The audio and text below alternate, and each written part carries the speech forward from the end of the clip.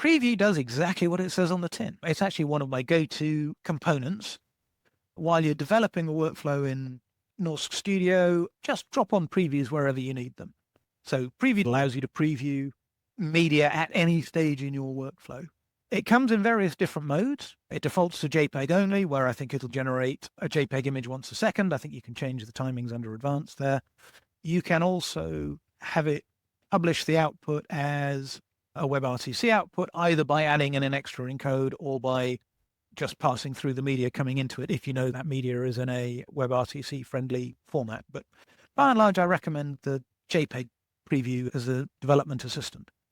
What's really nice about the preview node is if at this point I have an SRT input, we want to see what that looks like. Maybe we're going to go ahead and add in a graphic on top of that. So let's add an on-screen graphic with the Norsk logo in the top left position.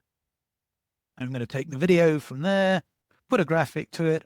I want to see what it looks like beforehand. I also want to see what it looks like as it goes live. So this is preview output. So say, save that, wire that in there, and we're done. And if I hit go at this stage, start up a source, and there you go. There's my input being previewed. There's my output being previewed. You can see the Norsk logo is in that output and not in the input. The JPEG one, nice and cheap to put in, especially while in development. Feel free to scatter them all over the place.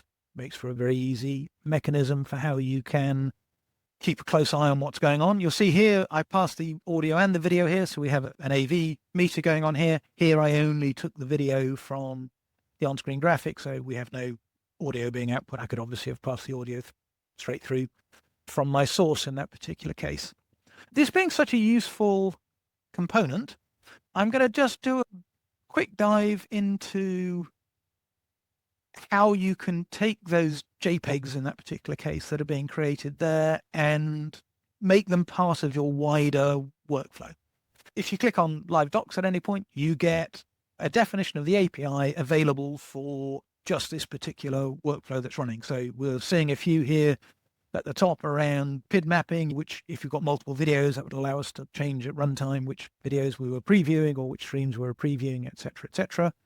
But one of the things that's important here is this WebSocket component here. And here's a little definition of what's happening in the WebSocket.